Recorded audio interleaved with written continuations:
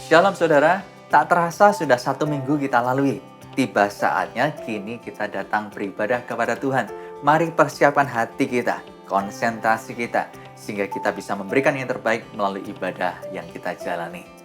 Pada kesempatan ini kami ingin menyambut bagi Bapak, Ibu, ataupun saudara-saudara yang baru pertama kali join dalam ibadah online bersama dengan kami, Gereja Mawar Sharon Jabodetabek.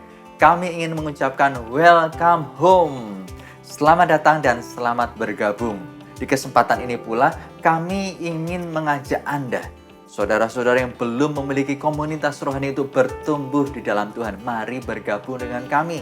Kami menyediakan komunitas kecil yang kami namakan Connect Group untuk kita bertumbuh, melayani Tuhan, melayani sesama, mengasihi Tuhan, mengasihi sesama. Bagaimana caranya? Mudah sekali, apalagi saat ini kita melakukannya secara online. Anda dapat menghubungi kami di nomor telepon yang tertera di layar, serta menyertakan nama Anda, usia, alamat domisili, serta nomor handphone yang aktif. Segera setelah kami menerimanya, tim penggembalaan kami akan menghubungi Anda dan menyediakan rumah rohani, Connect Group bagi Anda sekalian. Firman-Nya berkata, muliakan Tuhan dengan hartamu. Dan kita bersyukur di dalam ibadah kita diberi kesempatan untuk memberi persembahan. Mari persiapkan persembahan yang terbaik dan Anda dapat mentransfernya melalui nomor rekening yang tertera di layar atau melalui scan QR Code yang tertera di layar pula. Di minggu ini, karena minggu pertama, kita juga akan membawa perpuluhan kita kepada Tuhan. Anda dapat mempersiapkannya juga. Mari bersama-sama, tak berlama-lama lagi kita akan beribadah. Kita berdoa terlebih dahulu. Bapa, kami bersyukur untuk anugerah-Mu. Hari ini kami ada oleh karena cinta-Mu dan kesempatan yang Kau berikan bagi kami. Kami rindu segala sesuatu yang Kau Tuhan beri tidak menjadi sia-sia. Karena itu Tuhan, kami bawa hati kami berbicara dan beracaralah bagi kemuliaan nama-Mu. Di dalam nama Tuhan Yesus kami berdoa dan siap memasuki ibadah. Haleluya. Amin.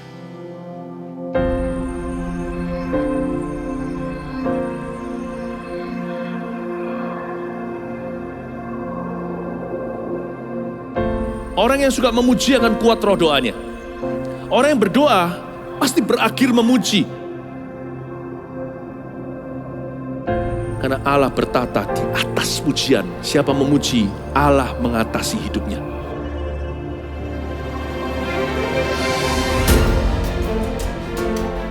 The Year of Praise, tahun pujian menjadi sebuah petualangan yang tiada dua.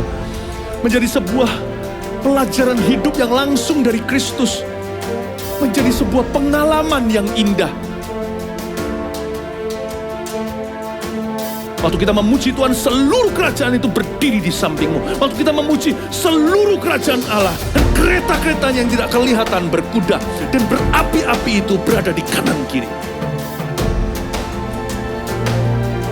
Semakin fisik kita lemah, roh kita semakin memuji Tuhan. Semakin jasmani kita terbatas, semakin rohani kita tidak boleh dibatasi.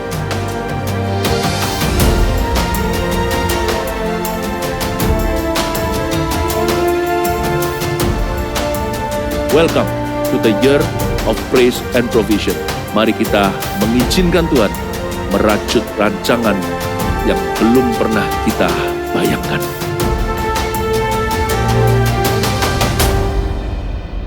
Shalom jemaat yang bersuka cita.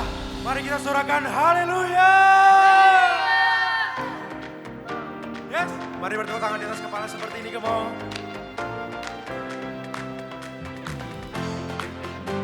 Kita naikkan pujian yang terbaik untuk Tuhan kita.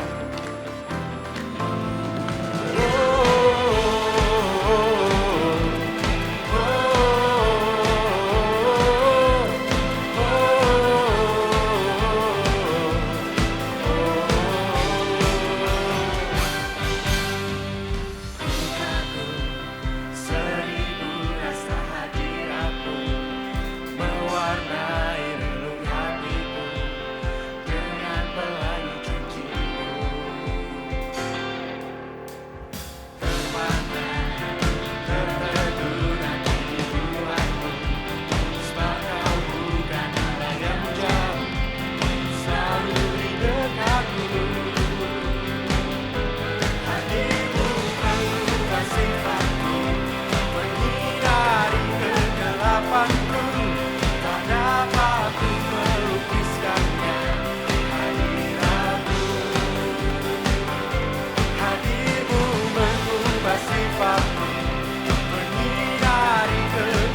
kegelapanku, tak dapat ku melukiskannya hadiratmu.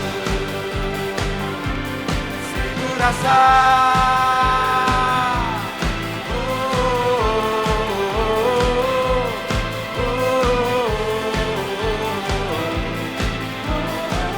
katakan ku kagum, ku kagum.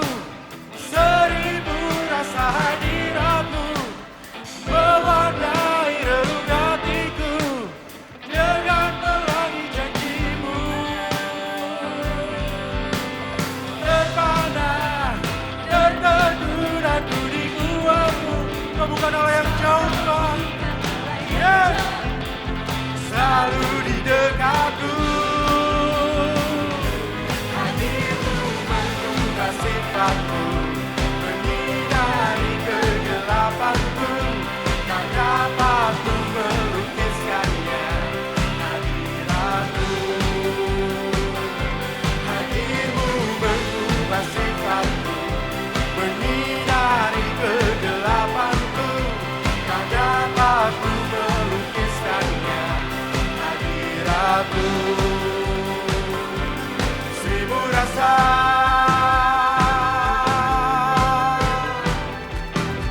kehadiratmu Tuhan, tak bisa ku dengar.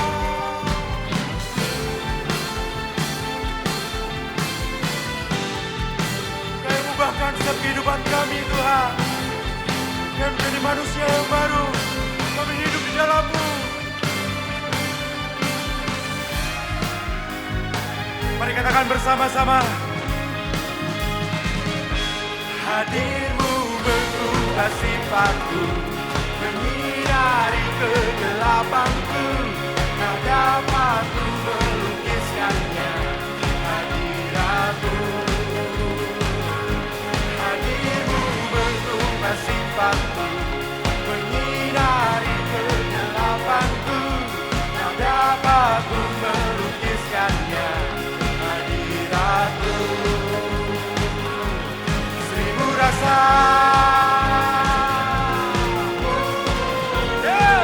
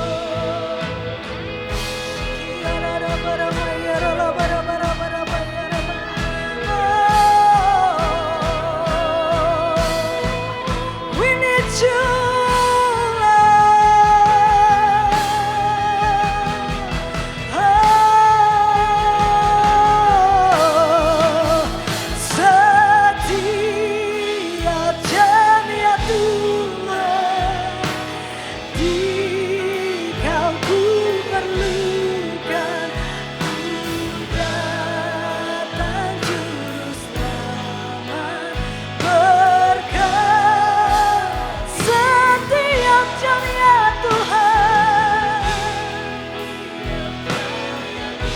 Oh, Dikau ku perlukan, ku datang juru selamat. Berkat ini kami Tuhan, setiap jam ya Tuhan. Dikau ku perlukan, ku datang juru selamat. Berkati setiap jam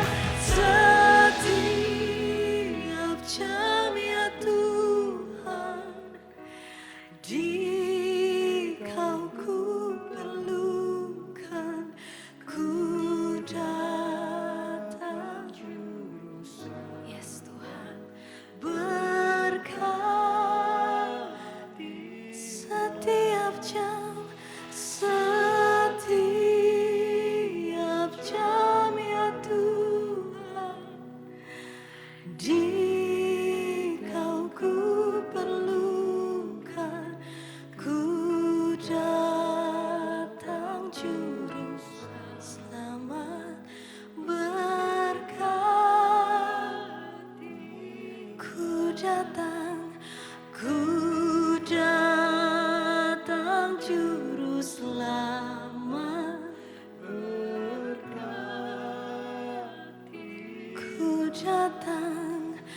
Ku datang juru selamat. Berkatilah.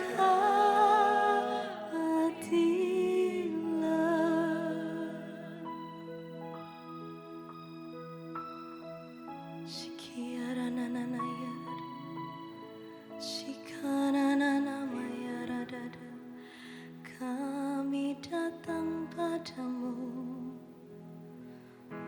Kau juru selamat, Kau penolong yang setia. Shikiarada.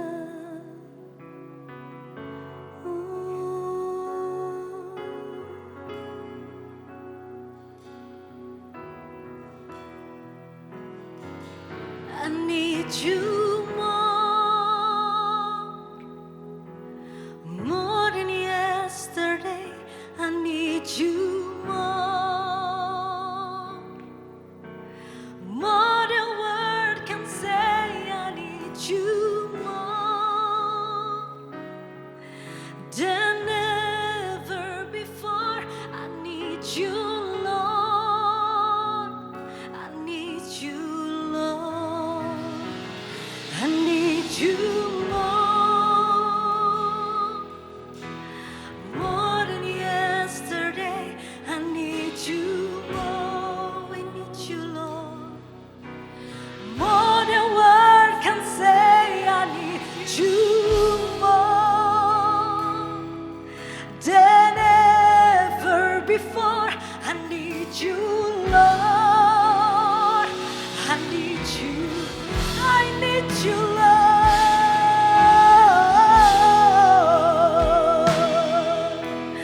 More than yesterday. I need you more than word can say. I need you more than ever before. I need you, Lord. I need you, Lord. More than the air I breathe, more than the song I sing, more than the next heartbeat, more than anything, Lord, as time goes by, I'll be by your side. 'Cause I never want to go back to my own life. I need you more than yesterday.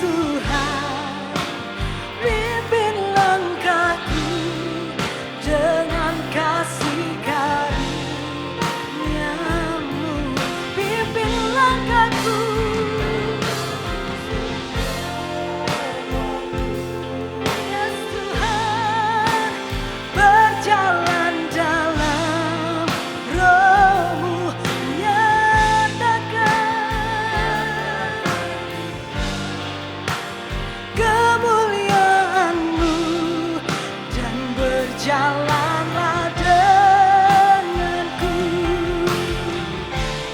Bila engkau tak besertaku, ku tak mau.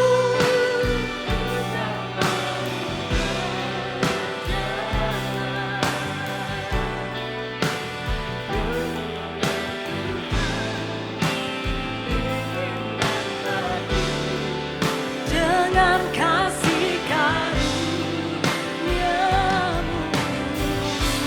pimpin langkahku setiap waktu berjalan, berjalan dalam rohmu.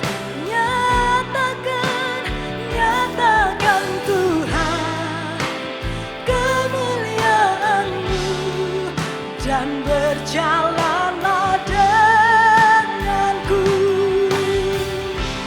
Bila engkau tak besertaku, ku tak mau berjalan. Ku perlu Tuhan, pimpin langkahku dengan kasih karuniamu. Pimpin langkahku setiap waktu, berjalan dalam rohmu. Nyatakan Tuhan kemuliaan-Mu, dan berjalanlah denganku.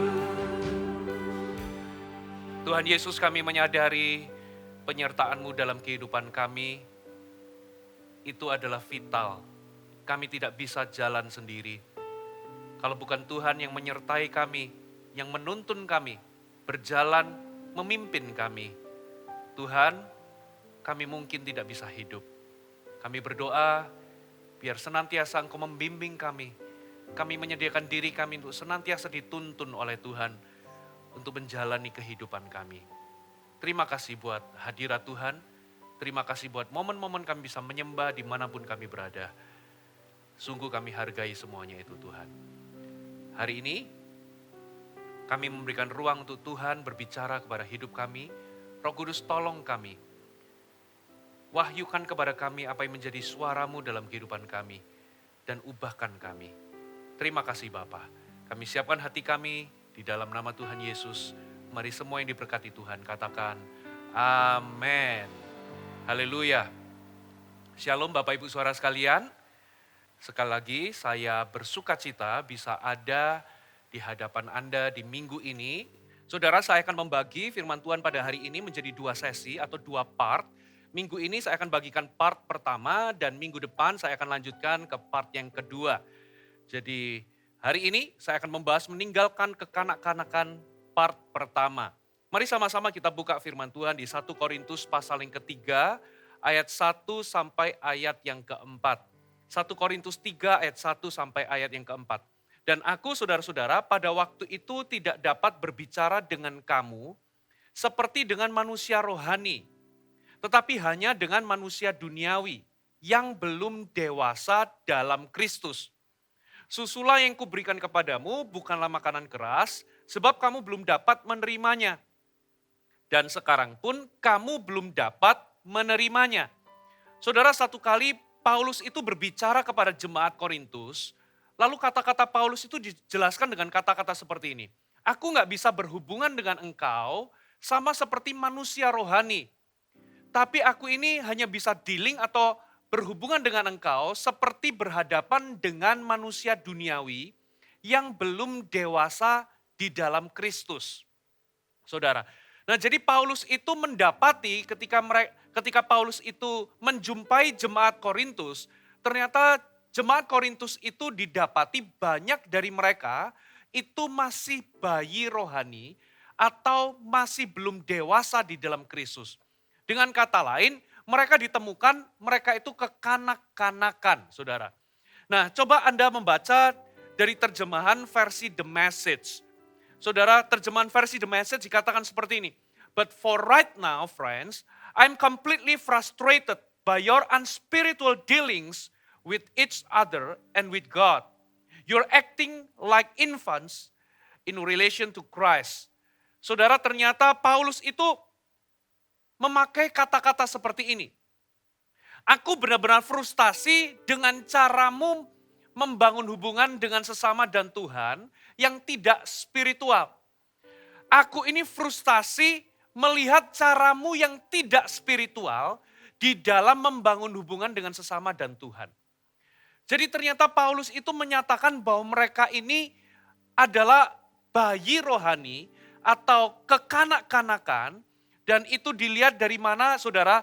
Dari kefrustasian Paulus melihat cara mereka membangun hubungan dengan sesama dan dengan Tuhan. Bagaimana cara mereka membangun hubungan? Ternyata Paulus mengatakan bahwa cara mereka membangun hubungan itu tidak spiritual. I'm frustrated by your unspiritual dealings with each other and with God. Aku frustasi dengan caramu membangun hubungan yang tidak spiritual, yang tidak rohani, terhadap sesama dan terhadap Tuhan. Saudara, nah dari ayat ini saudara, ternyata Paulus itu mendapati ketika jemaat Korintus itu membangun hubungan satu sama lain dan membangun hubungan terhadap Tuhan, ternyata jemaat Korintus didapati tidak spiritual di dalam cara mereka membangun hubungan dengan sesama dan Tuhan.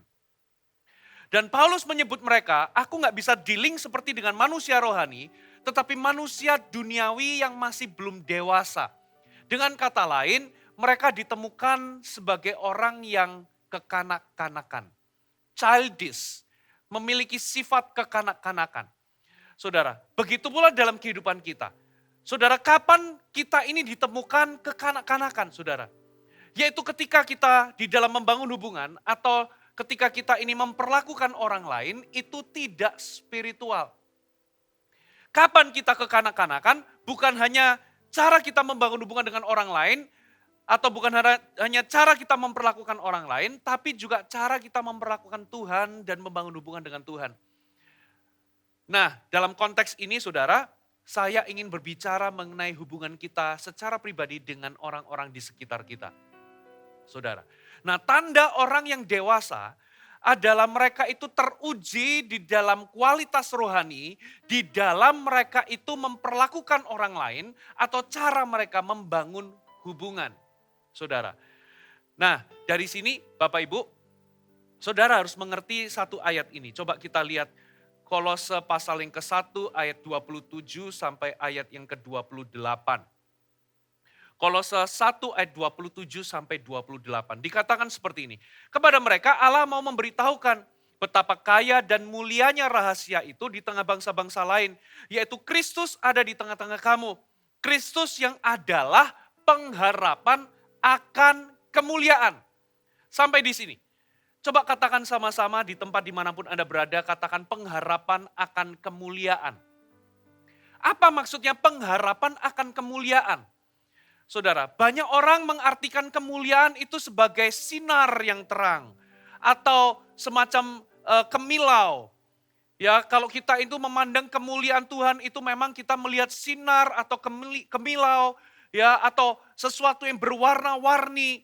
Yes, itu manifestasi dari kemuliaan Tuhan. Tapi arti kata kemuliaan itu sendiri kita nggak bisa artikan hanya sebagai cahaya yang berwarna-warni. Kata kemuliaan itu berasal dari kata mulia. Saudara, mulia itu artinya sesuatu yang bernilai tinggi, sesuatu yang berbobot, dan sesuatu yang berkualitas. By the way, kata kemuliaan itu berasal dari kata kabot yang memiliki arti bobot, kualitas, atau sesuatu yang bernilai tinggi. Nah, jadi kalau kita itu melihat, kalau kita itu melihat kemuliaan Allah yang bersinar-sinar, nah, cahaya atau kemuliaan itu adalah akibat dari karakter Allah yang sangat berbobot, sangat berkualitas, dan bernilai tinggi. Jadi kemuliaan itu nggak boleh hanya kita terjemahkan sebagai kilau atau cahaya yang berwarna-warni, tapi kata kemuliaan itu berasal dari bobot, kualitas, atau sesuatu yang bernilai tinggi yang asalnya dari karakter Allah sendiri. Nah, di sini kita melihat Kristus itu ada di tengah kita, Kristus ada di dalam kita, dan Kristus itulah pengharapan akan kemuliaan. Apa maksudnya kemuliaan di sini? Coba kita lihat ayat selanjutnya, ayat 28. Dialah yang kami beritakan apabila tiap-tiap orang kami nasihati dan tiap-tiap orang kami ajari dalam segala hikmat untuk, perhatikan, memimpin tiap-tiap orang kepada kesempurnaan dalam Kristus. Katakan kesempurnaan di dalam Kristus. Ini maksudnya apa? Ini yang namanya kedewasaan atau kesempurnaan di dalam Kristus. Jadi kemuliaan itu sangat erat hubungannya dengan kedewasaan. Ketika kita mengikut Tuhan, kapan kita ini ditemukan sebagai pribadi yang bertumbuh semakin dewasa? Yaitu ketika kita ditemukan punya kualitas, punya bobot, punya nilai yang sangat tinggi di dalam cara kita membangun hubungan dan di dalam cara kita memperlakukan orang lain. Kapan orang itu melihat kita ini penuh kemuliaan? Bukan ketika kita ini, ketika ikut Yesus dulu gak punya rumah, sekarang punya rumah. Dulu kita ini gak punya uang banyak, tapi setelah ikut Yesus, Tuhan itu memberikan promosi, lalu kita punya uang banyak. No, bukan itu kemuliaan yang dimaksud. Itu kemuliaan yang begitu remeh, itu kemuliaan yang begitu receh. Saudara, kemuliaan sesungguhnya itu bicara tentang bobot, kualitas, sesuatu yang bernilai tinggi yang dihasilkan dari karakter kita.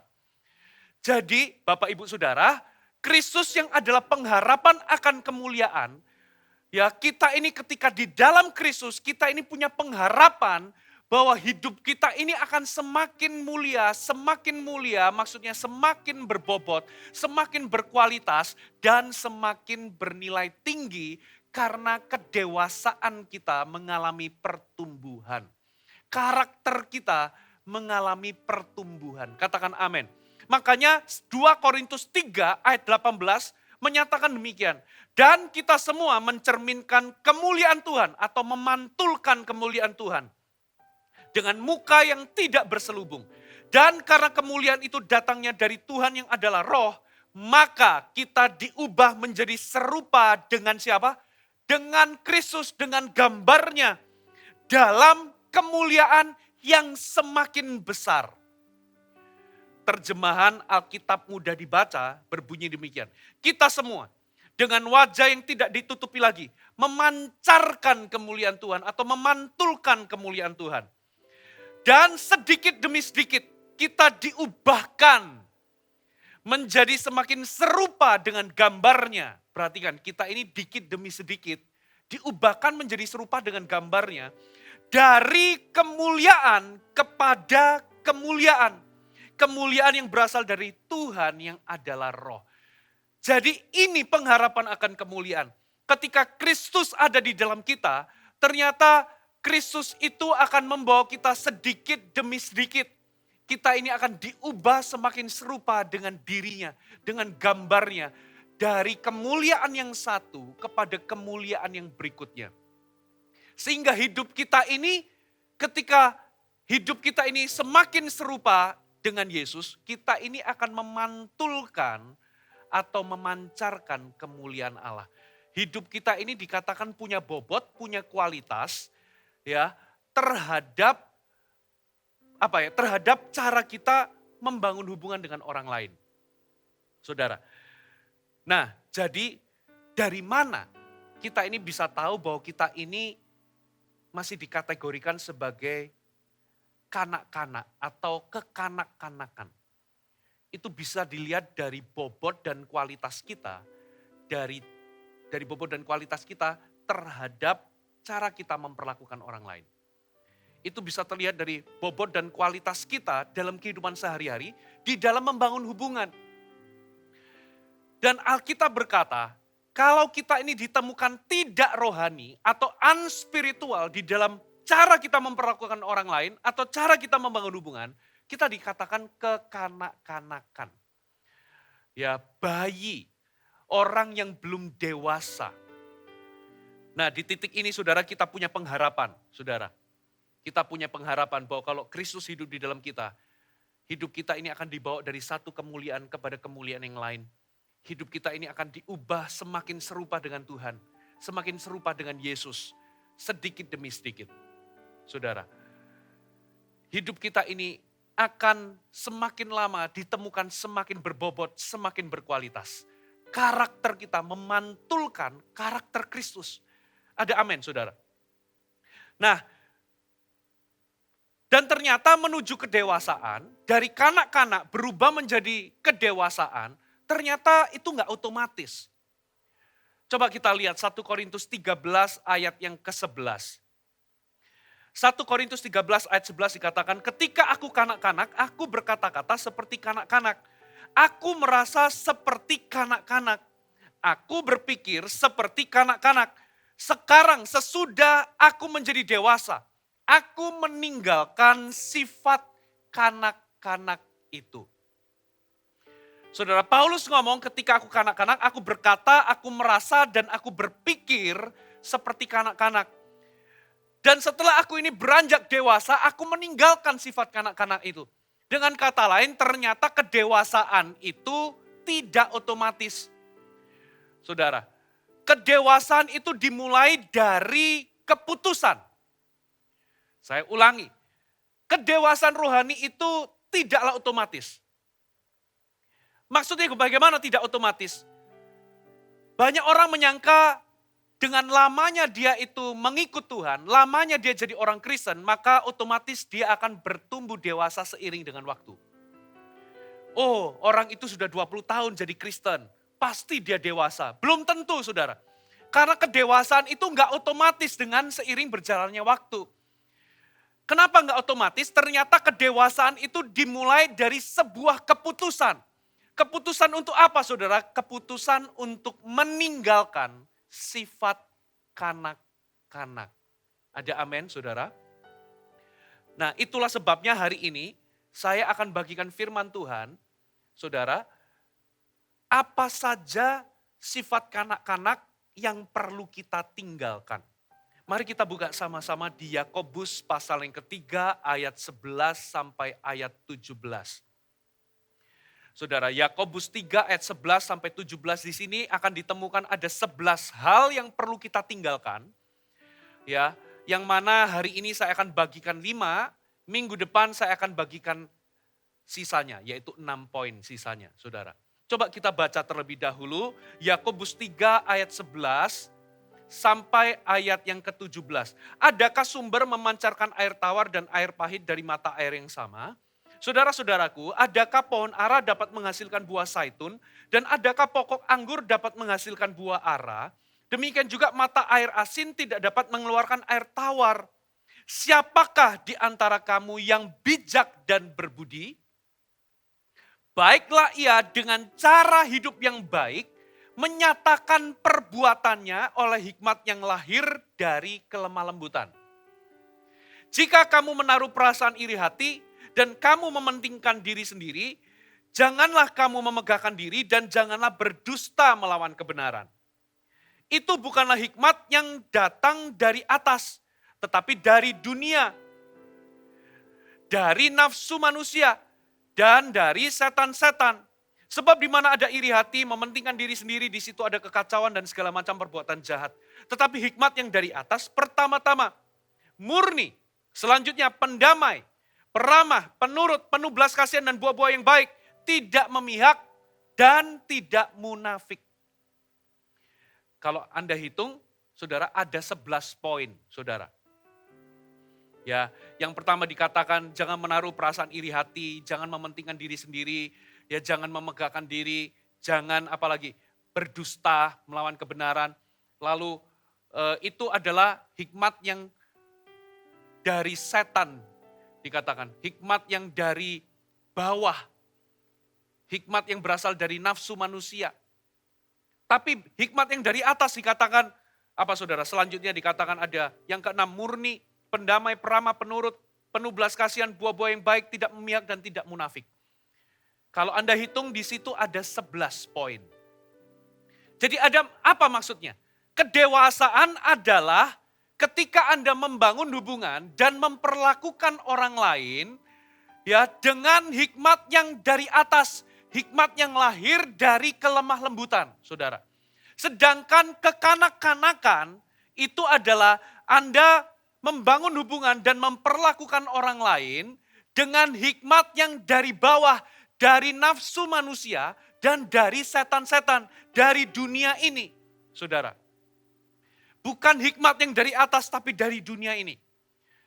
Nah, itulah sebabnya kita perlu memutuskan untuk meninggalkan sikap kanak-kanak itu kalau kita ingin beranjak menjadi dewasa. Ada amin. Dengan cepat, saudara. Kita lihat saja, langsung lihat ya apa saja yang perlu kita tinggalkan. Kita akan lihat 5 poin yang pertama, saudara. Yang pertama adalah iri hati. Coba kita baca sekali lagi ayatnya di Yakobus 3, kita baca di ayat yang ke-14 dikatakan begini. Jika kamu menaruh perasaan iri hati. Apa itu iri hati? Iri hati adalah perasaan benci atau tidak suka melihat orang lain memiliki sesuatu yang dia tidak miliki dan bahkan berharap orang lain itu kehilangan apa yang dia miliki. Tuh, bingung nggak saudara? Saya ulangi. Iri hati adalah perasaan benci dan perasaan tidak suka melihat orang lain memiliki sesuatu yang dia tidak miliki dan bahkan berharap orang itu kehilangan apa yang dia miliki dan kalau bisa kitalah yang memilikinya. Itu iri hati, saudara. Ya, dari mana asal mula iri hati? Nah, perhatikan, saudara. Saudara, ketika manusia itu jatuh dalam dosa, manusia itu mengalami yang namanya kebocoran di dalam hatinya. Maksudnya kebocoran itu apa, saudara? Begini, ketika manusia jatuh di dalam dosa, manusia itu kehilangan 3 hal. Yang pertama, ketika dia itu jatuh dalam dosa, dia kehilangan kemuliaan Allah. Akibatnya dia kehilangan yang namanya rasa berharga. Dia kehilangan sesuatu yang berharga dalam hidupnya. Makanya saudara, dia kehilangan rasa berharga karena dia sudah kehilangan kemuliaan Allah. Yang kedua, akibat manusia jatuh dalam dosa, dia diusir dari Taman Eden. Jadi dia itu tertolak. Dia kehilangan yang namanya rasa diterima. Dia diusir dari Taman Eden. Yang ketiga, saudara, akibat dia diusir dari Taman Eden, hidupnya menjadi nggak pasti. Kalau dulu itu pasti ada pemeliharaan Tuhan di dalam Taman Eden itu. Tapi begitu dia keluar, hidupnya menjadi nggak pasti, saudara. Kalau dulu segala sesuatu dia bisa kendalikan, sekarang situasi atau kehidupan ini berada di luar kendali. Karena dia sudah diusir dari Taman Eden. Maka yang ketiga dia kehilangan yang namanya rasa aman. Jadi manusia itu setelah jatuh dalam dosa, saudara dia kehilangan rasa berharga, rasa diterima, dan rasa aman. Itulah sebabnya sejak saat itulah saudara, manusia itu melakukan pencarian untuk mengisi hatinya supaya bisa merasa berharga, merasa diterima, dan merasa aman. Nah, masalahnya pencarian yang dia lakukan, manusia mulai mengisi hidupnya, mulai mencari sesuatu yang ada di luar sana untuk mengisi kekosongan hatinya. Supaya dia bisa merasa diterima, merasa berharga, dan merasa aman. Manusia mulai mencari rasa aman atau rasa berharga, rasa diterima dengan apa saudara? Dengan banyaknya harta. Ya, dengan barang-barang yang dia bisa miliki. Dia merasa kalau aku ini punya banyak harta, kalau aku ini orang kaya, maka aku ini akan dianggap berharga. Aku akan diterima dan aku akan punya rasa aman. Kalau aku punya posisi yang tinggi, jabatan yang tinggi, maka aku akan punya rasa berharga. Aku akan punya rasa diterima dan aku akan punya yang namanya rasa aman. Sehingga sejak itulah manusia mulai mengisi hidupnya dengan pencapaian, prestasi, tingginya kedudukan, kekayaan, banyaknya harta, barang-barang yang dia miliki. Kalau aku menggunakan pakaian dengan nilai tertentu, dengan merek-merek tertentu, maka aku merasa bernilai, berharga, aku diterima, dan aku merasa aman. Padahal sesungguhnya tidak ada satupun di luar sana bisa mengisi kekosongan hatinya kecuali Tuhan sendiri. Saudara. Nah, lalu apa yang terjadi, saudara? Ketika manusia itu mulai melakukan pencarian untuk merasa berharga, merasa diterima dan merasa aman, ya melakukan pencarian ingin sesuatu, ya ini mencari harta yang lebih banyak, ya barang-barang, posisi, lalu ketika mereka tidak mendapatkannya, lalu melihat orang lain yang mendapatkannya atau memilikinya, muncul yang namanya iri hati, saudara. Nah, dari situlah asal mula iri hati. Coba kita lihat Yakobus pasal yang keempat, mari kita baca Yakobus pasal yang keempat, saudara. Coba kita lihat ayat 1 dan 2. Dari manakah datangnya sengketa dan pertengkaran di antara kamu? Bukankah datangnya dari hawa nafsumu yang saling berjuang di dalam tubuhmu? Kamu mengingini sesuatu, tetapi kamu tidak memperolehnya. Lalu kamu membunuh, kamu iri hati, tetapi kamu tidak mencapai tujuanmu. Lalu kamu bertengkar, berkelahi, kamu tidak memperoleh apa-apa karena kamu tidak berdoa. Kalaupun berdoa, doamu itu hanya untuk memuaskan hawa nafsumu. Salah motivasi. Nah, perhatikan. Ketika manusia itu kosong hatinya, dia mulai mencari sesuatu dari luar untuk mengisi hatinya supaya merasa diterima, merasa berharga dan merasa aman. Ya, mereka mulai mencari dari harta, posisi, tingginya pangkat, barang-barang yang dia miliki, dan apa yang terjadi ketika mereka tidak mendapatkannya, lalu melihat orang lain memilikinya, mereka saudara? Mengingini sesuatu, nggak mendapatkannya, lalu iri hati. Lalu membunuh. Menjadi insecure. Saudara, itulah sebabnya orang yang iri hati, yang pertama-tama dia akan menjadi insecure, saudara. Dia menjadi merasa nggak aman. Dia nggak bisa melihat orang lain memiliki sesuatu. Nggak bisa melihat orang lain lebih daripada dirinya. Nggak bisa melihat orang lain itu sukses atau berhasil. Orang yang insecure di dalam dunia kerja, kalau dia itu sesama rekan kerja, maka dia akan kecenderungannya suka untuk apa, saudara? Suka menjelekkan, suka menjatuhkan orang lain. Dengan demikian dia bisa merasa lebih. Apalagi kalau orang itu lebih sukses. Kalau dia ini atasan yang insecure, dia mulai merasa nggak aman, merasa terancam terhadap potensi dan prestasi orang. Makanya dia berusaha menekan orang, saudara. Dan kalau bisa menjegal orang dan saudara, mematikan orang itu, menyingkirkan orang lain. Merasa terancam, merasa nggak aman, insecure, terancam terhadap prestasi orang, saudara. Iri hati. Lalu apalagi, saudara? Iri hati itu menyebabkan apa, saudara? Orang itu bisa menjadi pribadi yang suka mengkritik. Menjadi kritis itu berbeda dengan menjadi pribadi yang suka mengkritik. Itu beda, saudara. Menjadi kritis itu boleh. Tapi menjadi pribadi yang suka mengkritik itu hal yang berbeda, saudara. Ketika Anda menjadi pribadi yang suka mengkritik, Anda menjadi fault finder. Sukanya mencari kesalahan orang. Tidak mudah memberikan apresiasi. Tidak mudah memberikan pujian kepada orang lain.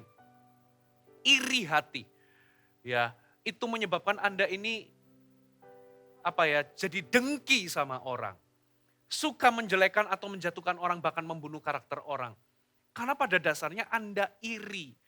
Dan ujungnya orang yang menaruh perasaan iri hati, itu nggak bahagia dalam hidupnya. Kenapa, saudara? Karena dia suka membandingkan dirinya dengan orang lain. Saudara, dia selalu membandingkan apa yang dia tidak miliki dengan apa yang orang lain miliki. Jadi hidupnya menjadi nggak puas. Dia menjadi iri hati, mengingini sesuatu, nggak puas dan tidak suka mengucap syukur. Orang yang suka mengucap syukur itu fokus kepada apa yang dia miliki, bukan apa yang dia tidak miliki. Nah, orang yang tidak puas dan tidak mengucap syukur itu fokus dengan apa yang tidak ada pada dirinya. Dan kalau dia melihat orang lain ada, dia menaruh iri hati lalu nggak puas hidupnya.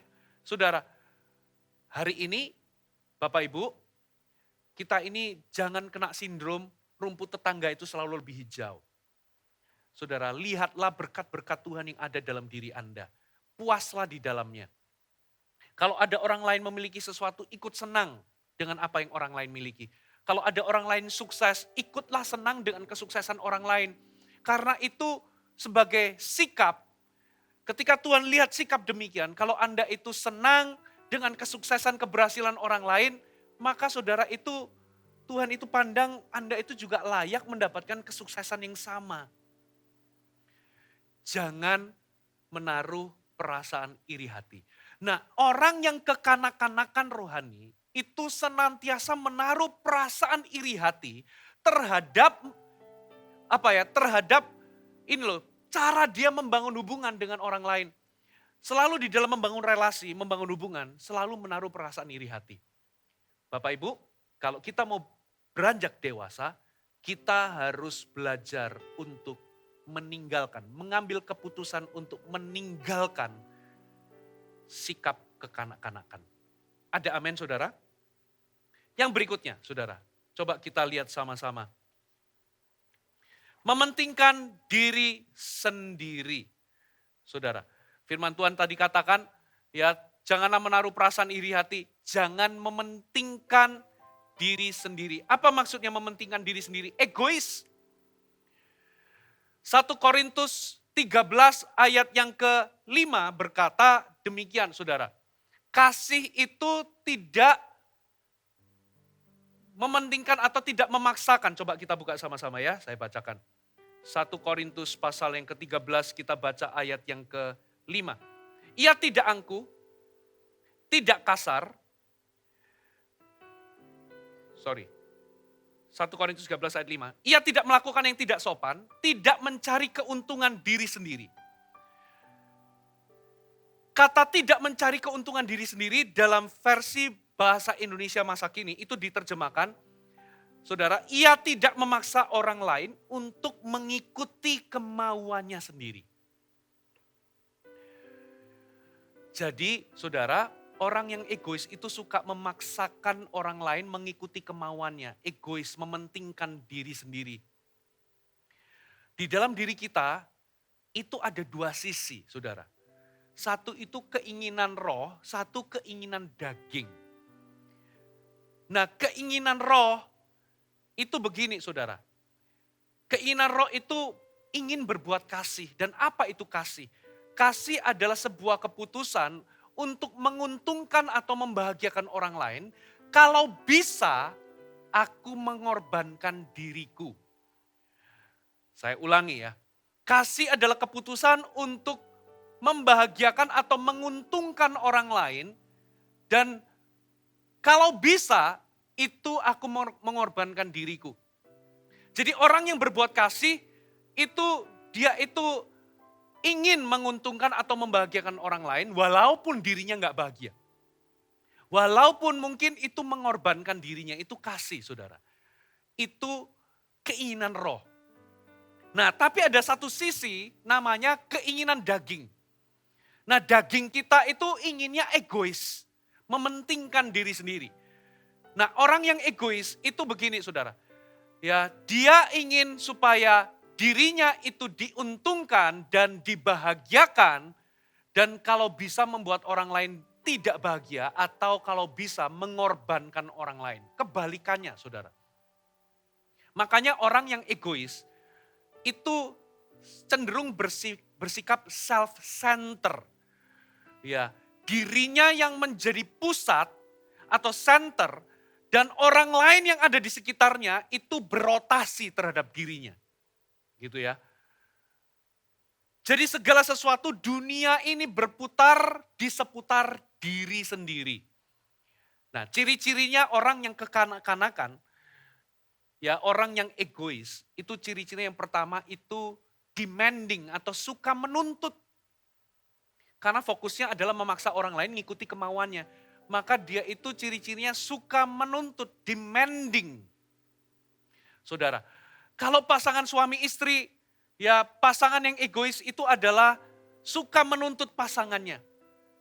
Kalau dia mengharapkan perubahan gak pernah lahir dari dirinya sendiri, Tapi perubahan itu selalu dia tuntut dari orang lain yang berubah. Padahal firman Tuhan ajarkan, saudara, apa yang engkau ingin orang lain perbuat kepadamu, perbuatlah demikian. Dengan kata lain, saudara, perubahan itu harus dimulai pertama-tama dari diri sendiri. Nah, orang yang egois itu suka menuntut. Lalu eskalasi berikutnya adalah orangnya bersikap controlling. Selain suka menuntut, orangnya itu suka mengendalikan. Apa sih controlling? Controlling adalah sebuah sikap yang ditujukan kepada orang lain untuk menguras emosi mereka, saudara, untuk membuat orang lain itu tertekan, supaya Anda itu mendapatkan apa yang Anda mau. Saudara, jadi controlling itu adalah sebuah sikap menyerang orang lain sehingga seseorang itu secara emosi itu menjadi tertekan sehingga Anda itu mendapatkan apa yang Anda inginkan. Itu namanya kendali atau controlling. Saudara, makanya kalau Anda ketemu sama orang yang berlaku controlling kepada diri Anda, emosi Anda terkuras. Karena orang yang controlling itu punya 3 senjata untuk mengendalikan orang supaya mendapatkan apa yang dia mau. Yang pertama adalah fear atau rasa takut. Yang kedua adalah obligation atau obligasi, kewajiban. Dan yang terakhir adalah guilt atau rasa bersalah. Ya, ini adalah 3 senjata untuk orang itu bisa mengendalikan atau mengontrol supaya dia mendapatkan apa yang dia inginkan atau mengendalikan orang lain supaya dia melakukan apa yang Anda inginkan. Rasa takut, saudara. Kalau engkau nggak lakukan ini, kamu akan begini. Nah, orang yang pacaran yang controlling, itu akan cenderung menuntut dan mengendalikan. Kalau kamu nggak turuti apa yang aku lakukan, kita begini, kita putus. Kalau engkau nggak melakukan apa yang aku inginkan, berarti kamu nggak cinta. Jadi ada ancaman, saudara, melalui rasa takut. Pemimpin yang bersikap controlling itu memimpin melalui intimidasi, bukan inspirasi. Dengan menanamkan rasa takut. Kalau engkau nggak melakukan apa yang aku suruh atau perintahkan, ada konsekuensi. Saudara, ada ancaman-ancaman. Ini namanya orang yang mementingkan diri sendiri. Suka memaksa orang lain mengikuti kemauannya. Obligasi. Jadi apa itu obligasi? Orang yang mengendalikan suka gini. Obligasi itu menuntut orang lain atau menuntut perlakuan-perlakuan tertentu dari orang lain. Nah, biasanya dengan cara obligasi itu maksudnya begini. Setelah semua apa yang aku lakukan kepadamu, kenapa engkau nggak bisa memperlakukanku demikian? Nah, obligasi. Jadi ada kayak kewajiban. Nah, biasanya orang yang melalui obligasi ini biasanya suka menandasandas kalau dia pemimpin. Dia akan selalu ucapkan bahwa aku ini atasanmu, aku ini gembalamu, aku ini pimpinan, aku ini supervisor, aku ini manajer. Sudah seharusnya engkau memperlakukanku demikian. Jadi melalui kewajiban. Saudara, jadi ketika dia punya otoritas itu dia gunakan untuk melayani dirinya sendiri. Dia ingin mendapatkan perlakuan tertentu dari orang lain. Sehingga orang lain itu merasa berkewajiban memperlakukan dirinya dengan perlakuan-perlakuan tertentu. Saudara, padahal kepemimpinan itu sifatnya melayani. Otoritas diberikan sifatnya untuk melayani. Memang otoritas harus dijalankan tapi motivasinya adalah untuk melayani, bukan untuk melayani diri sendiri. Katakan amin. Lalu guilt, rasa bersalah. Melalui rasa bersalah. Ciri-cirinya bagaimana saudara? Rasa bersalah itu begini. Ya, aku pikir kita ini sudah dekat. Tapi ternyata jelas kamu sekarang itu gak bisa diandalkan. Setelah apa saja yang aku lakukan kepadamu, ternyata engkau lakukan satu hal ini aja gak mau. Apalagi hubungan pacaran ya. Hati-hati wanita. Kalau cowok sudah ngomong gini, aku kan sudah kasih kamu banyak hal. Mengapa saya ajak kamu lakukan ini, kamu gak mau? Ini itu sesuatu yang gak kudus. Jadi ketika sang pria ngomong begitu, yang wanita merasa bersalah, lalu akhirnya menuruti keinginannya. Saudara, lihat betapa besarnya kesalahan atau kekacauan yang kamu sudah lakukan. Seandainya kamu tidak melakukannya, orang merasa bersalah lalu akhirnya mengikuti apa yang dia mau. Saudara, orang yang dewasa itu dimulai dari keputusan untuk meninggalkan sikap kekanak-kanakan atau sifat kekanak-kanakan. Mulai hari ini, saudara, ayo kalau kita ini berkaca dari firman Tuhan, kita harus meninggalkan sikap egois atau mementingkan diri sendiri. Kita nggak boleh jadi orang demikian. Katakan amin, saudara. Yang ketiga, saudara, firman Tuhan katakan apa, saudara? Dikatakan, janganlah engkau memegahkan diri. Memegahkan diri itu berarti apa? Angkuh, sombong. Saudara, orang yang angkuh atau orang yang sombong, saudara, itu biasanya diri kita itu nggak sadar. Coba kita lihat ini ya, 1 Yohanes 2 ayat yang ke-10. 1 Yohanes 2 ayat yang ke-10.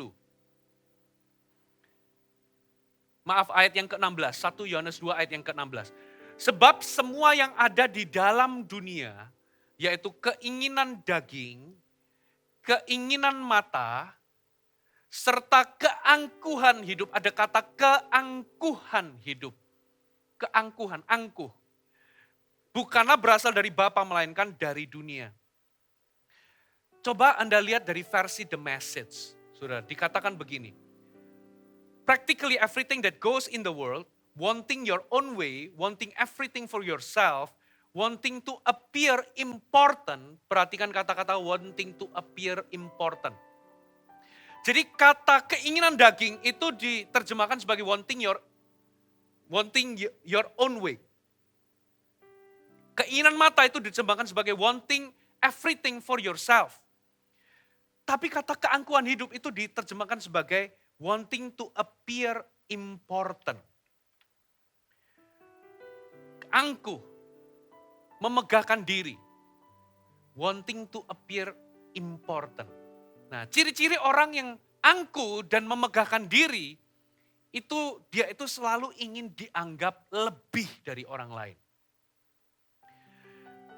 Orang yang ingin tampil atau dianggap lebih daripada orang lain. Ingin dianggap lebih dari orang lain. Ingin dianggap lebih kaya. Ingin dianggap lebih pintar. Ingin dianggap lebih hebat. Wanting to appear important. Ingin dianggap lebih penting dari orang lain. Saudara. Nah, itu adalah ciri-ciri dari orang yang angkuh. Merasa dirinya hebat. Suka membesar-besarkan dirinya. Saudara, Anda bisa tahu seseorang itu apakah dia itu memegahkan diri atau tidak. Anda bisa ajak ngobrol, coba dengarkan saja ceritanya dia, 15 menit, 20 menit. Anda bisa tahu seseorang itu suka memegahkan diri atau tidak. Dari mana kelihatannya? Saudara, kalau kata-katanya itu sudah fokusnya kalau ke diri sendiri, nah saudara itu tanda awal, saudara. Pernah nggak Anda itu ngobrol sama orang yang pintar atau pandai? Saya pernah ngobrol sama dua orang yang sama-sama pintar, saudara, sama-sama kaya. Pintar sekali dan kaya sekali. Tapi bedanya di mana? Ketika saya ngobrol sama si A, ketika saya ngomong, saya kagum sama kepandaiannya. Saya kagum dari cara dia ini bisnis, pintar sekali. Tapi setelah ngobrol sama dia, ini perasaan yang muncul. Perasaannya adalah saya goblok banget. Saya kok bodoh sekali ya. Tapi di satu sisi, lain waktu saudara, saya ketemu sama satu orang. Dan orang ini juga pintar sekali. Ya, pandai sekali. Dan orang yang sukses atau berhasil. Sama-sama sukses, berhasil, sama-sama pintar. Tapi bedanya kalau saya ngobrol sama si B, saudara, ketika selesai ngobrol sama dia, saya tuh ngerasa pinter, saudara. Kalau sama si A, saya tuh ngerasa goblok banget. Kalau sama si B, saya tuh ngerasa pinter. Kenapa saudara? Saya perhatikan bedanya di sini. Kalau sama si A, fokusnya itu diri sendiri. Sama kehebatannya, kebesarannya, kepandaiannya. Tapi kalau sama si B, fokusnya itu orang lain, saudara. Ya. Nah, ciri berikutnya orang yang kekanak-kanakan dan suka memegahkan diri adalah suka memandang rendah orang. Saudara, suka pandang rendah orang. Atau merendahkan orang lain. Saudara, satu kali bertahun-tahun yang lalu, saudara, saya kurang lebih itu mungkin tahun 2010 atau 2011, itu 10 tahun yang lalu. Saya pernah ditegur Tuhan atas sikap saya. Dan saya merasa itu adalah sikap sombong, saudara. Satu kali saya itu pernah antar pembicara, jemput pembicara di hotel untuk antar pulang ke bandara. Untuk antar supaya dia itu ke bandara dan pulang, saudara, sehabis pelayanan. Saya jemput ke hotel, lalu saudara dalam perjalanan menuju ke bandara, ternyata dia itu ngomong, beliaunya ini belum check out. Dia kasih kartunya ke saya, dan alasan dia belum check out itu adalah karena di dalam itu masih ada banyak buah-buahan, lalu snack-snack, minuman yang sama sekali belum dimakan. Nah, jadi dia kelupaan, makanya dia kasih ke saya, nanti Pastor Fuji ketika nanti selesai drop saya ke bandara bisa ambil.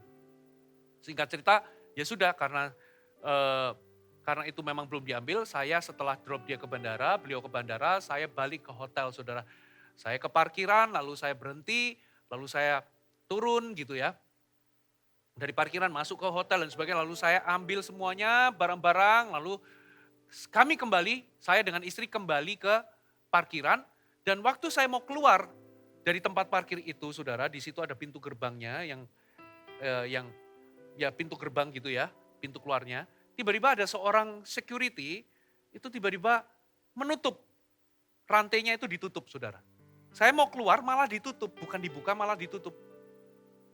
Lalu security ini tiba-tiba pergi begitu saja nyelonong, saudara. Lah saya menjadi heran, saya mau keluar tapi kok malah ditutup. Saya akhirnya bunyikan klakson, tin-tin, ya. Supaya apa, saudara? Saya komunikasi sama security itu. Kita akhirnya tatap muka, lalu saya ngomong, loh saya mau keluar. Gimana kok malah ditutup? Singkat cerita akhirnya saya mundur kembali, saya ambil jalur yang satunya, saudara. Di situ terbuka pintunya. Ketika saya mau keluar lagi, ternyata security ini kembali menutup akses untuk saya keluar. Saya jadi jengkel, saudara, di hati. Saya klakson lagi, ternyata dia dengan wajah yang kurang menyenangkan, dia pokoknya nyelonong begitu aja. Tapi akhirnya saya klakson, saya kasih aba-aba untuk tolong dibuka. Nah, hati saya sudah jengkel, saudara. Dan waktu saya mau keluar, saya sempat turunkan kaca, gitu ya. Saya nanya, Bapak namanya siapa? Kenapa saya mau keluar kok saya nggak bisa? Ya, lalu istri saya sudah sabar, akhirnya saya keluar. Lalu dalam perjalanan istri saya ngomong begini, saudara. Sebetulnya Koko yang salah. Loh kok bisa salah? Dia seharusnya nggak begini begitu. Pokoknya saya masih membela diri dan sebagainya. Seharusnya nggak bersikap begini. Salahnya di mana? Ternyata istri saya ngomong, kita ini parkir di tempat vale, khusus vale. Makanya satpam itu mungkin tutup akses itu supaya apa? Supaya mungkin, saya nggak tahu, mungkin alasannya adalah supaya mungkin ingin mengetahui apakah ini memang benar mobil kita dan sebagainya. Nah, sepanjang perjalanan itu hati saya jengkel, tapi saya tahu bahwa saya salah. Saya nggak damai sejahtera sampai pulang, lalu sampai di rumah akhirnya saya ambil sebuah kaos, itu pemberian orang lain yang agak kebesaran. Ya, saya bungkus, ya pakai kertas kado, lalu saya ngomong sama istri saya untuk saya mau pergi ke toko buku. Ya, saya nggak sepenuhnya terbuka saya mau kemana. Ya, saya ngomong saya mau ke toko buku. Tapi benar saudara, saya ke toko buku duluan, saya nggak bohong. Tapi setelah itu saya pergi ke hotel itu, saudara, untuk menemui orang ini. Singkat cerita, saudara, saya ketemu sama orangnya kaget, security ini kaget, saudara. Tapi saya ngomong begini, Pak, tadi ini saya yang salah. Ya, sebagai ungkapan permintaan maaf saya, terimalah pemberian ini. Waduh, saudara, dia nggak mau, oh nggak usah, nggak perlu Pak, oh nggak apa-apa Pak, terima aja. Lalu dia balikin, nggak perlu Pak, lalu oh nggak apa-apa. Jadi kita ini imbal-imbalan gitu ya, di depan umum saudara. Ya, saya jadi malu nanti dikiranya ini cinta sesama jenis gitu ya. Singkat cerita, pokoknya Pak diterima aja, terima kasih. Saya ngomong gitu lalu saya tinggal. Hati saya lega, saudara. Nah sebetulnya apa yang Tuhan tegur? Saudara, jadi waktu saya jengkel dan buka kaca, lalu saya nanya nama dia, itu sebetulnya sikap yang saya tunjukkan di dalam hati saya, kalau saya mau jujur, itu adalah, kamu gak tahu ya siapa saya. Kamu itu cuman, seorang security. Di situ saya sadar, saudara, saya nggak seharusnya menilai orang berdasarkan pekerjaan orang, saudara. Saya nggak seharusnya memperlakukan orang berdasarkan pekerjaan orang itu. Di mata Tuhan kita semua sama. Orang yang memegahkan diri, angkuh, itu suka memandang rendah orang lain. Apalagi kalau dia melihat ada orang lain, ya saudara, yang mungkin secara status ada di bawah dia. Mungkin jenis pekerjaan yang dia ambil, mungkin orang itu secara hierarki, orang itu berada di bawah. Itu namanya angkuh, suka merendahkan orang lain. Apalagi kalau itu sudah diungkapkan dengan kata-kata, saudara, merendahkan orang lain. Bapak Ibu, kalau kita mau dewasa, kita ini harus memperlakukan orang dengan hikmat yang datangnya dari atas. Ya, sementara orang yang kekanak-kanaan itu memperlakukan orang lain dengan hikmat yang dari dunia, dari nafsu manusia, dari setan-setan, kata firman Tuhan, saudara. Kata kitab Yakobus. Hari ini kalau kita mau beranjak dewasa, kita harus memperlakukan orang lain dengan spiritual, dengan rohani. Katakan amin, saudara. Yang keempat, saudara. Sorry. Orang yang angkuh itu juga, saya ulangi ya, bisa dilihat dari mana?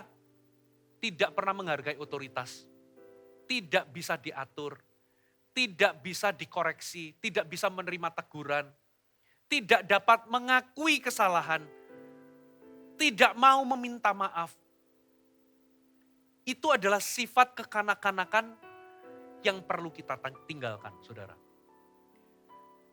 Kadangkala meminta maaf itu butuh kerendahan hati.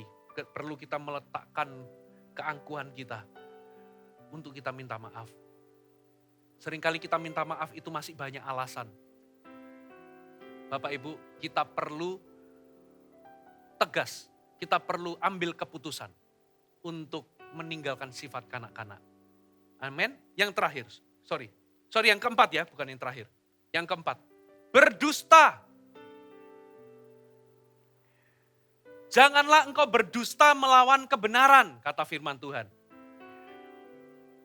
Coba kita lihat Efesus 4 ayat 21 sampai 25.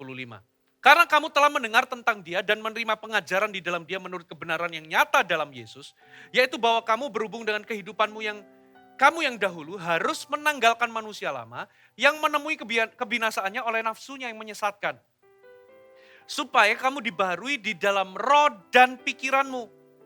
Dan mengenakan manusia baru yang telah diciptakan menurut kehendak Allah di dalam kebenaran dan kekudusan yang sesungguhnya. Perhatikan ayat 25.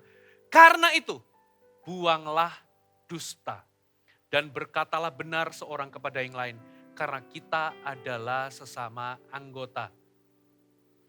Saudara, kitab Efesus ngomong begini.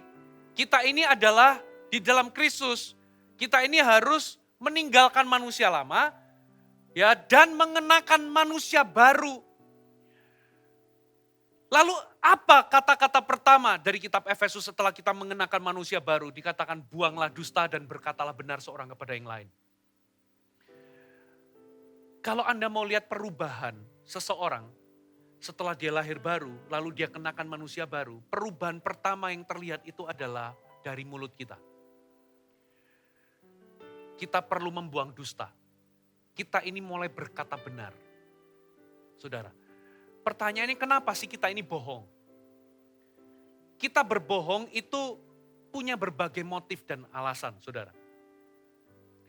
Tapi sebetulnya seseorang itu berbohong, itu alasannya karena ini. Karena dia mempercayai bahwa kebohongan itu lebih menolong, lebih membantu, dan lebih efektif daripada berkata kebenaran. Saya ulangi, orang itu berbohong karena apa? Karena orang itu mempercayai bahwa kebohongan itu lebih menolong, lebih membantu, lebih efektif daripada berkata benar. Lalu manifestasi dari motif-motif orang itu berbohong bisa macam-macam. Yang pertama, saudara, orang itu berbohong supaya apa?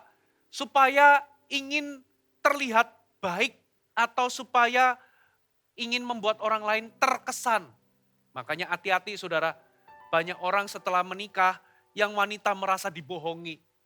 Satu kali ada seorang wanita merasa dibohongi. Aku pikir engkau itu kaya. Ternyata kamu gak punya apa-apa. Lalu yang pria itu ngeles. Loh, bukankah aku ini selalu jujur kepadamu? Setiap kali aku mengatakan hanya engkaulah satu-satunya yang kumiliki. Jadi ternyata yang pria ini gak punya apa-apa. Tapi penampilannya waktu pacaran seperti punya sesuatu. Ya, ingin membuat orang lain terkesan, saudara. Apa alasan yang lain, saudara? Karena takut apa yang orang lain pikirkan tentang dirinya kalau aku ini jujur atau berkata benar. Alasan yang lain ingin membuat hidup itu lebih mudah. Kalau aku bohong, kelarlah. Habis perkara. Lebih gampang bohong daripada berkata benar. Saudara. Apalagi ingin menghindari konsekuensi. Saudara, saya perhatikan anak-anak kita waktu masih kecil, saudara, nggak pernah diajarin bohong, dia bisa bohong, saudara. Ya, siapa yang makan coklat ini? Enggak, bukan aku, padahal di sini itu belepotan coklat, saudara. Karena apa? Takut menerima konsekuensi, makanya lebih baik bohong, saudara. Nah, ini buruknya bohong. Kalau sekali Anda kompromi, Anda bohong kecil, saudara, maka kebohongan itu seperti bola salju makin lama makin besar, saudara. Ya, ketika Anda mulai bohong dan Anda merasa terbantu, hidup Anda merasa lebih mudah dengan bohong, ya, dengan bohong Anda menikmati sesuatu, saudara, akibatnya apa? Anda mulai apa, saudara? Anda lakukan kebohongan yang lain. Sehingga sampai satu titik Anda makin percaya bahwa kebohongan itu lebih efektif daripada kebenaran. Sehingga Anda mempercayai kebohongan. Dan Anda mulai menghidupi kebohongan. Dan Anda mulai bukan hanya menghidupi kebohongan. Anda mulai membohongi diri Anda sendiri. Anda menyangka bahwa, saudara, kebohongan itu bermanfaat bagi diri kita sendiri. Lalu kita ini membangun kehidupan kita atas dasar kebohongan, saudara. Anda membangun hubungan pertemanan dengan dasar kebohongan. Anda membangun hubungan bisnis dengan dasar kebohongan. Anda membangun pernikahan dengan dasar kebohongan. Saudara, hidup ini nggak bisa dibangun di atas dasar fondasi kebohongan. Hidup ini harus dibangun di atas dasar kebenaran. Katakan amin, saudara. Dan kebohongan itu menghancurkan. Pada kenyataannya, saudara, nggak ada seorang pun di antara kita ingin dibohongi. Nggak ada istri yang ingin dibohongi suami. Nggak ada suami yang ingin dibohongi istri. Mulai hari ini, saudara, buang sikap kekanak-kanaan atau sikap tidak rohani di dalam membangun hubungan. Saudara, jangan berkata bohong. Karena sekali Anda bohong, dari bohong kecil, dimulai dari mana sih? Ketika Anda ditelepon sama pimpinan atau seseorang yang janjian sama Anda, sudah sampai mana? Oh, sudah masuk tol, padahal Anda masih di rumah. Kecil kan? Kalau Anda mulai terbiasa kompromi dengan hal yang kecil, saudara, dari kebohongan kecil itu muncul selingkuh, muncul korupsi, muncul kecurangan. Dari hal kecil, dari bohong kecil, muncul kecurangan, korupsi, selingkuh, dan sebagainya. Sampai di titik fitnah, berkata bohong, dan sebagainya, saudara. Orang yang dewasa meninggalkan sikap-sikap demikian. Yang terakhir, saudara. Di Yakobus 3 tadi mengatakan, selanjutnya hikmat yang dari atas adalah pertama-tama murni. Lawan kata dari murni itu tidak tulus. Jadi poin yang kelima adalah tidak tulus. Coba kita lihat Mazmur 24 ayat 3-4. Siapakah yang boleh naik ke atas gunung Tuhan? Siapakah yang boleh berdiri di tempat yang kudus? orang yang bersih tangannya, murni hatinya, yang tidak menyerahkan dirinya kepada penipuan dan tidak bersumpah palsu. Saudara, bergaulah dengan orang lain, membangun hubunganlah dengan orang lain, tapi buanglah ketulusan, maka Anda sedang bersikap atau Anda sedang bersikap tidak rohani terhadap orang lain. Hari-hari ini, saudara, kita melihat di sana sini banyak orang membangun hubungan itu nggak tulus. Maksudnya nggak tulus itu yang pertama karena pamrih. Ada orang baik sama Anda karena dia ingin mendapatkan sesuatu. Ya, membangun hubungan karena ada agenda pribadi. Jadi orang yang kekanak-kanakan itu membangun hubungan dengan orang lain itu dengan tidak tulus. Ada udang di balik batu. Bersifat transaksional. Apa maksudnya transaksional, saudara? Seseorang itu baik kepada Anda karena ada pamrih, ada maunya, saudara. Ya, kalau seseorang membangun hubungan dengan Anda, itu bukan karena memang ingin membangun hubungan dengan Anda, karena mengasihi Anda, tapi karena kebutuhan. Jadi, membangun hubungan sebatas karena ada butuhnya. Saudara, ini nggak tulus. Saudara, kita ini harus membangun hubungan yang tulus dengan orang lain dan dengan Tuhan. Katakan amin. Saudara, jangan karena bersikap transaksional. Saudara, karena Anda baik karena ingin mendapatkan sesuatu. Seseorang pernah cerita, saudara, seseorang ini anaknya ikut seminar motivator, ya, motivator yang cukup dikenal bukan di Indonesia tapi di luar negeri. Motivator ini mengajarkan begini, kalau kamu mau sukses, kamu bikin list 10 orang kaya. Kalau kamu mau kaya, ya, tuliskan 10 orang kaya, fokuskan 3 bulan engkau memberi kepada 10 orang kaya ini. Maka selanjutnya kamu akan menjadi kaya. Karena apa? Ada pamrih. Kasih ke orang kaya supaya kamu dapat sesuatu. Saudara, saya mendengar ini bukan hikmat yang Tuhan ajarkan. Saudara, kita membangun hubungan bukan karena ada sesuatu. Kita harus bangun hubungan dengan tulus. Dengan Tuhan juga sama, kita nggak boleh jual beli sama Tuhan. Nggak boleh transaksi. Satu kali ada orang, saudara, tokonya sepi selama beberapa saat. Orang ini jarang-jarang ke gereja. Ya, on off datang ke gereja. Satu kali dia merasa aku perlu bertobat karena apa? Aku jarang ke gereja makanya tokoku sepi. Singkat cerita, ya saudara, di 1 minggu, saudara, dia memutuskan untuk aku mau ke gereja. Karena selama ini tiap hari Minggu selalu buka toko, dia jarang ke gereja. Kali ini tokonya tutup, dia datang di gereja, dia ikut kebaktian 1, 2, dan 3, saudara. Dulu biasanya datang terlambat-terlambat, saudara, kalau sudah mau firman dia baru datang. Kali ini dia datang bahkan sebelum waktunya, saudara. Dia ikuti 3 kali kebaktian. Lalu hari Seninnya, saudara, ketika dia buka toko sampai hari Sabtu, ternyata tetap sepi. Lalu dia ngomong apa, saudara? Percuma datang kebaktian. Lihat, saudara, transaksi hubungannya. Ya, dia datang kebaktian membangun hubungan karena transaksi atau jual beli. Saudara, bangun hubungan, buanglah ketulusan. Anda sedang berlaku kekanak-kanaan dan tidak spiritual terhadap orang lain. Mulai hari ini, semoga firman ini menjadi cermin. Firman ini dibagikan bukan supaya kita ini bisa mengejudge orang, menilai orang, oh ini angku, oh ini gak tulus, tidak. Firman Tuhan katakan apa yang Anda inginkan orang lain perbuat kepadamu, perbuatlah demikian. Firman Tuhan ini dibagikan supaya kita berkaca kepada firman Tuhan dan kita ini meninggalkan sikap kekanak-kanakan dan bertumbuh dewasa. Tutup Alkitab kita, mari kita datang di hadapan Tuhan. Ku mau seperti-Mu Yesus, disempurnakan selalu dalam segenap jalanku, memuliakan nama-Mu. Ku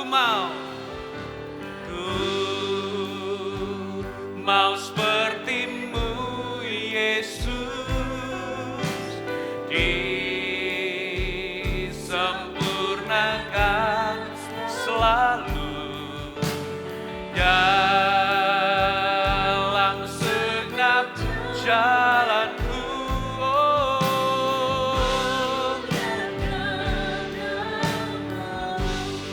mau seperti-Mu, ku mau seperti-Mu, Yesus,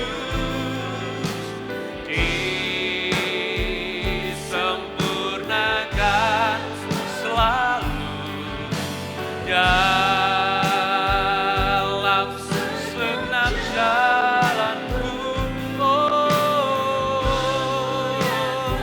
Sekali lagi, ku mau seperti-Mu, ku mau seperti-Mu, Yesus, disempurnakan selalu dalam segenap jalanku, memuliakan. Mari kita renungkan firman Allah, Bapak Ibu Saudara. Firman Tuhan mengatakan, Kristus adalah pengharapan akan kemuliaan. Apa itu kemuliaan? Kemuliaan itu adalah bobot, sesuatu yang bernilai dan sesuatu yang berkualitas.